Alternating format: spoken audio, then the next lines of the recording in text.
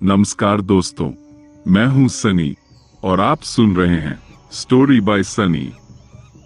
आज मैं आपको ले चलने वाला हूं एक ऐसे वीरान गांव की ओर जहां रात होते ही खेतों में कुछ चलता है, कुछ जो दिखने में इंसान है लेकिन है नहीं।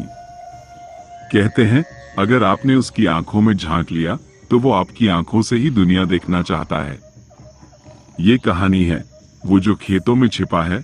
तो अगर आप अकेले हैं, कमरे की लाइट्स बंद कर चुके हैं, तो अब पीछे मुड़कर मत देखिएगा। उत्तर भारत के हरियाणा राज्य में एक पुराना गांव है भूतखेड़ा। नाम ही अपने आप में डर पैदा करता है और कारण भी है। 22 वर्षीय अर्जुन, जो दिल्ली में इंजीनियरिंग की पढ़ाई कर रहा था, गर्मियों की छुट्टियों में गांव आया। गांव की आबोहवा, मिट्टी की खुशबू और मां के हाथों का खाना सब कुछ जैसे शहर की थकान मिटा देता था। लेकिन इस बार कुछ अजीब था। पहले ही दिन रात को उसकी मां ने कहा, बेटा खेतों की तरफ मत जाना रात को, वहां कोई साया घूमता है। अर्जुन हंसा, मां आप भी, आजकल भी कोई इन बातों पर यकीन करता है? लेकिन मां की आंखों में डर था और अर्जुन ने पहली बार उस डर को महसूस किया। गांव के एक किनारे पर पुराना कुआं था जिसके पास से एक संकरी पगडंडी खेतों के बीचों बीच जाती थी। उस रात अर्जुन अपने दोस्त विवेक के साथ घूमते हुए वहीं तक चला गया। माहौल शांत था, चांदनी हल्की थी, मगर हवा भारी लग रही थी। तभी अर्जुन ने कुछ सुना, जैसे कोई सरसराते हुए खेतों में चल रहा हो। विवेक ने कान लगाया, भाई कुछ चल रहा है अंदर, इंसान तो नहीं लगता। अर्जुन ने मोबाइल की टॉर्च जलाई, लेकिन रोशनी जैसे कुछ निगल रही थी। और तभी एक आवाज आई, बहुत धीमी, मेरी आंखें दे दो। अर्जुन डर गया, लेकिन उसने विवेक को कुछ नहीं बताया। सुबह होते ही वो गांव के सबसे बुजुर्ग दादा पंडित के पास गया।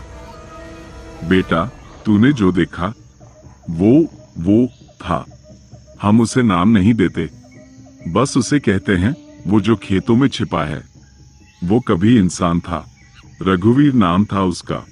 एक रात वो खेतों में गया और वापस नहीं आया। जब उसकी लाश मिली, उसकी आंखें निकाल ली गई थी।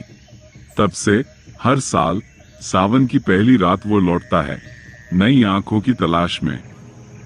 2 रात बाद सावन की पहली रात थी। अर्जुन घर में था, लेकिन विवेक नहीं। रात करीब 1 बजे अर्जुन के मोबाइल पर कॉल आया। विवेक चिल्ला रहा था, भाई खेत में आ, कोई है यहाँ, वो मेरी आंखें। और कॉल कट गया। अर्जुन भागता हुआ खेत की ओर गया। रात का अंधेरा बहुत घना था, लेकिन खेतों से जो चीखें आ रही थी वो इंसान की नहीं लग रही थी। वहां कोई नहीं था, सिर्फ विवेक का मोबाइल पड़ा था और पास में खून से सना हुआ चश्मा। अर्जुन अब टूट चुका था। वो जानना चाहता था सच क्या है। उसने गांव के एक पुराने तांत्रिक कालीराम बाबा को ढूंढ निकाला। बाबा बोले, खेतों की वो पगडंडी असल में आत्माओं की राह है। जो मर जाते हैं वो वहीं से गुजरते हैं, और कुछ आत्माएं लौट आती हैं अधूरी इच्छाओं के साथ। रघुवीर की आत्मा भी अधूरी है, उसकी आंखें निकालकर तांत्रिक बलि में दी गई थी। और अब वो हर उस इंसान को ढूंढता है जिसकी आंखें उसके जैसी हैं। तेरी आंखें अर्जुन वैसी ही हैं। अर्जुन अब हर रात एक ही सपना देखता, वो खेतों में है और एक परछाई उसकी आंखों को छू रही है। अर्जुन का शरीर कमजोर हो रहा था, उसकी आंखें लाल हो गई थी। मां कहती, बेटा क्या हो रहा है तुझे? और एक दिन अर्जुन चल पड़ा खेतों की ओर, खुद ब खुद, जैसे किसी ने उसे बुलाया हो। वहां जाकर उसने देखा, चारों ओर काले कपड़े पहने हुए लोग एक तांत्रिक अनुष्ठान कर रहे थे। मध्य में विवेक की लाश रखी थी और उसी के सिरहाने खड़ा था वो, लंबा, पतला, आंखों के बिना, मगर देखने जैसा। तेरी आंखें मेरी आंखें बनेंगी। अर्जुन चिल्लाया, मैं इंसान हूं, मुझे छोड़ दो। लेकिन उसकी आवाज जैसे सुनाई ही नहीं दी। वो प्राचीन तंत्र मंत्र का शिकार बनने वाला था। तभी अचानक उसकी दादी वहां आ गई। उन्होंने अर्जुन को छुपा लिया और खुद सामने खड़ी हो गई। ले मेरी आंखें, पर मेरे पोते को छोड़ दे। साया कुछ देर रुका, फिर आगे बढ़ा और अंधेरे में समा गया। अर्जुन की दादी उस रात मर गई, बिना आंखों के। गांव वालों ने कहा अब वो शांत हो गया है, कुछ सालों के लिए। लेकिन अर्जुन अब जान चुका था, खेतों में जो छिपा है वो कभी नहीं मरता। वो बस इंतजार करता है नई आंखों का, नई आत्माओं का। तो दोस्तों, ये थी आज की कहानी, वो जो खेतों में छिपा है।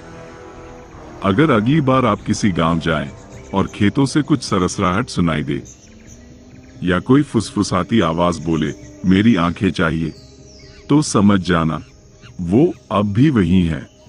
मैं हूं सनी और आप सुन रहे थे स्टोरी बाय सनी। मिलते हैं अगली कहानी में, एक और साया, एक और चीख। शायद आपकी शुभ रात्रि अगर बची हो तो